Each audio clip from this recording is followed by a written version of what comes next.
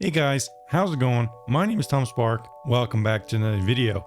Today we're going to be talking about what are the best VPNs for streaming in 2025. So guys, as you might know, VPNs are very helpful for streaming because they let you unblock geo restrictions.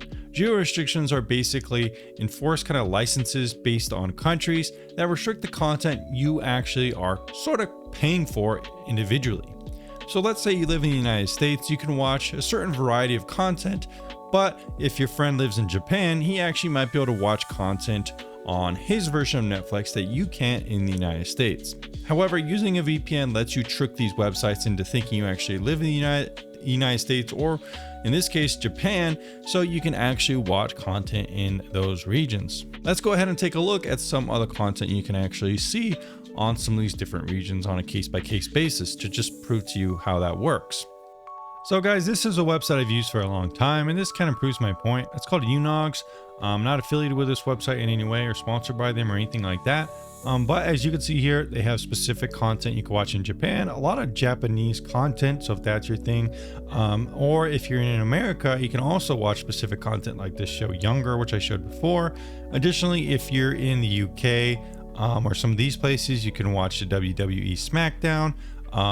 If you're in let's show you here, I think whatever flag this is, you can watch some individual movies here.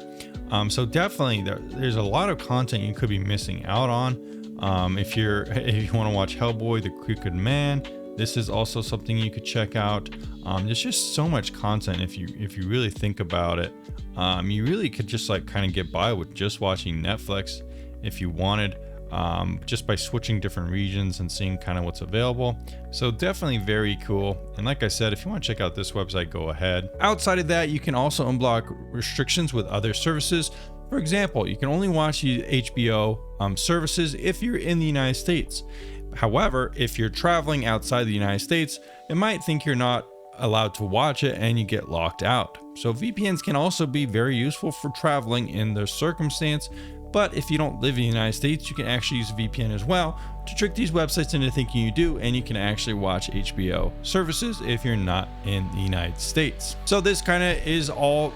So in the modern age, most people want access to like every form of media they can, and this is kind of why people use VPNs to do this. That said, not every VPN is equal when it comes to the ability to do this. Some VPNs actually require you to purchase add-ons, which really get kind of expensive to be able to just unblock these services, and they only give you like 1 or 2 IPs.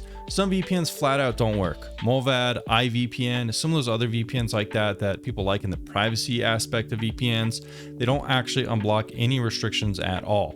The reason is because VPNs have to actually kind of build a kind of residential IP network, kind of a list of IPs that users will use and share together to actually kind of trick these websites into thinking they're not VPN users. And some VPNs just simply don't pay the money for this. They're simply lazy, or they don't care about this market.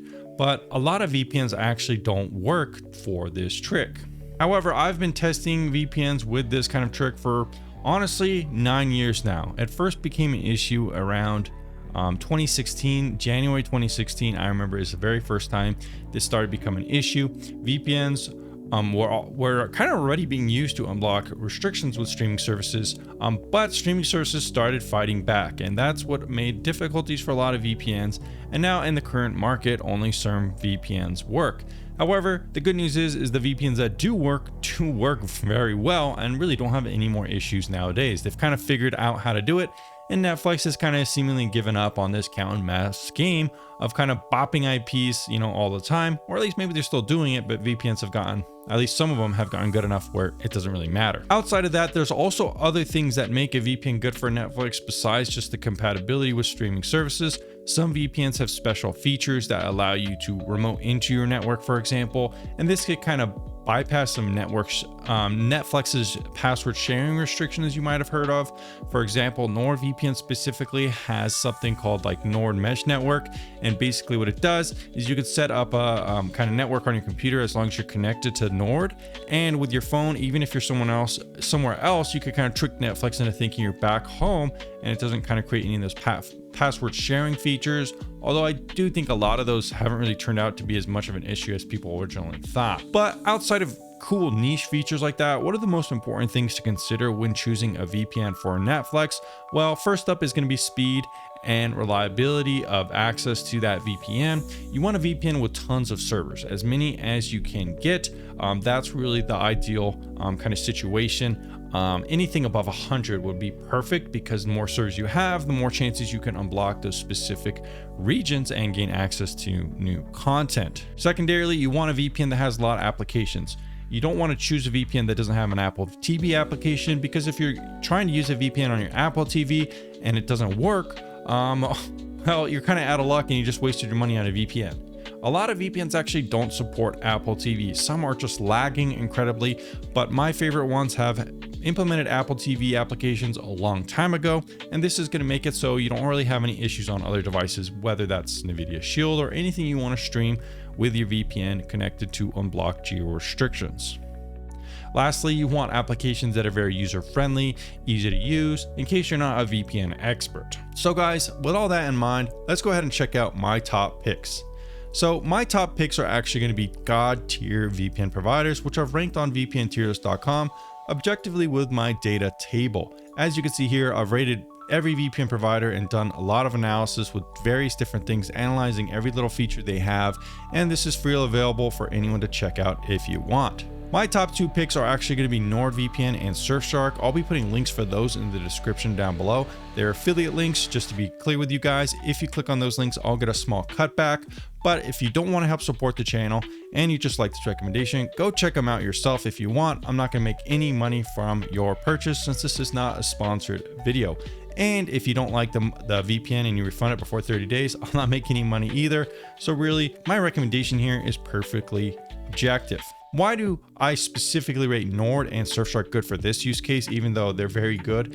Rated God tier, like I said, just from my analysis. Well, specifically for a couple different reasons. Like I said, NordVPN has this unique kind of mesh feature, which I do think adds additional value proposition, and it's actually included within its base subscription plan. That said, long-term Nord is also a very good deal. It's not going to break the bank, even though that's not something I specifically mentioned. A 2-year plan is around $81. 1 year is around $60. So those are my recommended plans. Month to month is a bit expensive, but more and more VPNs have kind of gotten to be around this price point with inflation and stuff like that.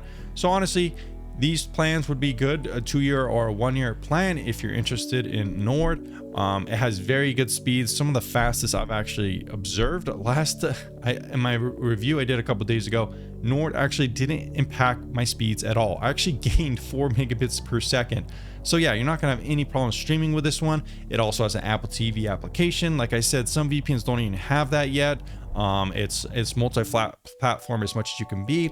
And I've even done extensive analysis and testing with Nord specifically related to Netflix, and it unblocked 15 plus regions. After that, I kind of thought it was not really worth testing anymore, since I tested most of the major regions and it was working very, very well. It's easy to connect and switch servers whenever you want to gain access to new platforms.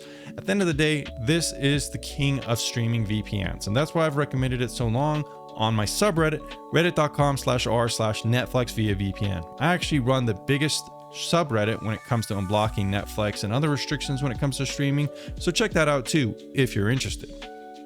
Next up, guys, Surfshark is my number 2 pick. Surfshark is actually a sister company of NordVPN, so you could kind of think of them bundled together. Why should you pick Surf over Nord? Well, if you don't really care about that remote kind of access, and maybe you're not really a big torrenter, NordVPN does have a cool SOCKS 5 proxy, which lets you kind of anonymize your IP while not turning your VPN on. It's very easy to set up, and I've made several videos about it.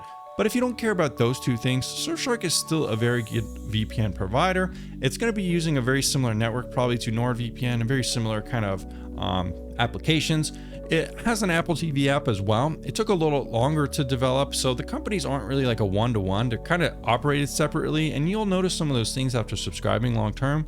I still think NordVPN is slightly better for streaming, but at the same time, if you can't afford Nord, if you can't afford that price point, Surfshark is a bit cheaper, as you can see here. So guys, just to be clear, Surfshark is $60 for 28 months, where Nord is actually $81. So it's around $20 less expensive. The 12-month plan is actually $48. So it's also a little bit cheaper. It's just a little bit cheaper. But like I said, some of the differences in development, Surfshark usually is a little bit slower in the development side of things, and NordVPN is a little bit quicker.